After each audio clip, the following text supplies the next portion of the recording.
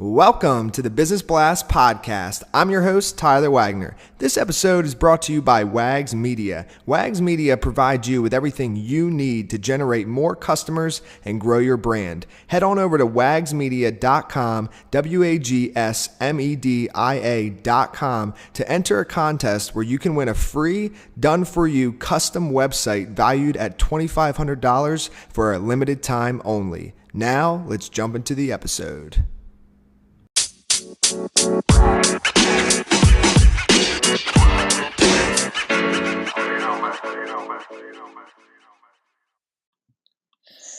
All right, everyone, welcome back to another episode of the Business Blast Podcast. I'm your host, Tyler Wagner. Today I have Torry Webb with us. He is a lifelong entrepreneur and the co-managing director of VC Capital Partners, a pre-seed and early-stage venture fund that is focused on new and early-stage ventures. So welcome to the show, man.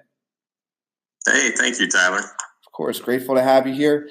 We'll dive into the first one. The first question I have for you, Torry, is what is the best story from your life that has an underlying valuable message? The best story. I don't know if it's the best story, but it's kind of funny, and it does have a valuable underlying message. In 1987, I was stationed in South Korea, serving in the Army. I was stationed at Camp Greaves near the DMZ. And I was training pretty seriously in Taekwondo at the time, and I decided to begin competing on a Korean circuit over there. And I was a pretty lean 162 pounds, and my instructor with 50 plus years of experience suggested that I drop 15 pounds in a weight class, and I said no, I didn't need to, and he said okay, and that was that. And a few weeks later, my first competition rolled around, and I thought I was pretty special until I got knocked out about 30 seconds into the first round. So yeah, it was brutal. A very humbling experience, but the underlying message there is listen to the voice of experience. You know, listen to those that have been there and done that. Yeah. Oh, man. The next one I have for you is what is the most valuable piece of information we should know that's within your expertise or industry? The industry. We're unique in the venture fund industry. We have a unique program, a unique model that helps investors do things on a much smaller scale, and at the same time helping entrepreneurs. But the key to that mission on both sides of the fence is our proprietary due diligence process, and we don't just look at core elements of opportunities. We look at all the little details that most people don't. And the challenge for most investors and entrepreneurs is they don't take the time to do that. You know, it might take 30 to 60 hours to properly drill down on that kind of detail on an investment or a venture, maybe longer. And most people simply don't have that kind of time. But as for advice, I would tell people, make sure you do your due diligence. Make sure you do your homework on everything that you do. And, considering that you are kind of focused on early stage ventures and I would say maybe startups and stuff, what's your best piece of advice for just to stay in your zone of genius here, of somebody just starting out? And you're also a lifelong entrepreneur. So somebody just starting out in the entrepreneur world or startup scene, what would be the first thing you tell them? I actually get this question quite a bit, more than you might imagine. But I think, the other day I was talking with a friend of mine, the co-managing director of VC Capital. His name's Gordon Comfort. And he saw a sign a few years ago at an event in Portland that read, do the dishes first, then change the world. And so when it comes to small business advice, especially for entrepreneurs and founders with the young companies and early stage companies, the advice I would give them is focus like a laser on two things. That's building the right team and execution. I think those are probably the two areas where most young companies fall short, and the two areas that probably need the most focus. And if you could give your younger self one piece of advice, what would that be? Oh, wow, we could spend all day on that question.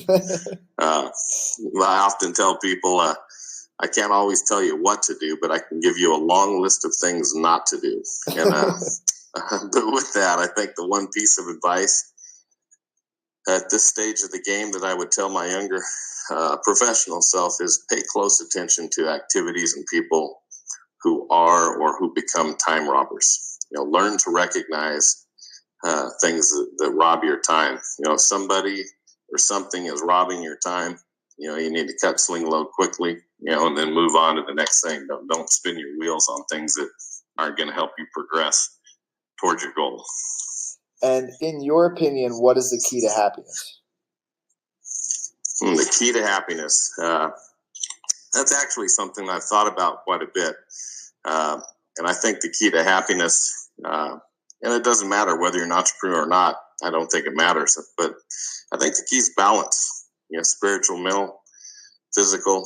Sounds cliche, but I think it's true. Family, friends, work, play, rest, it's all important. So, try to find balance. And full disclosure, I'm not there yet. My wife would hammer me on this question, but I'm working on it. But I think that's the key.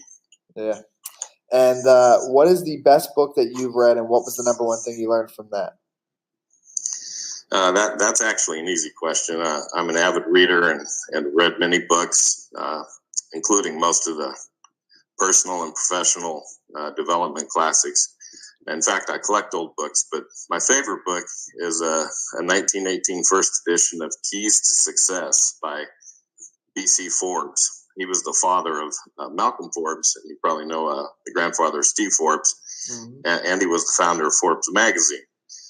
I've learned a lot from that book, Tyler. Every chapter is good, but there's one chapter that's called Stick-to-itiveness, and that's my favorite chapter. It's a great reminder of the power of persistence and never to give up. And what is your favorite quote and why? My favorite quote. In the context of entrepreneurs, I think most entrepreneurs view things as an event. I know I'm guilty of that. If this, then that. I think emotion drives a lot of that thought process. However, as you probably know, most things are a process in business and in life. And I'm not sure who coined it, but I say it a lot. I say it's a process, not an event. And I think it's we do well to keep that in mind as we try to build the things and businesses and do the things that we do. Yes, man, I could not agree more. Thank you so much for coming on.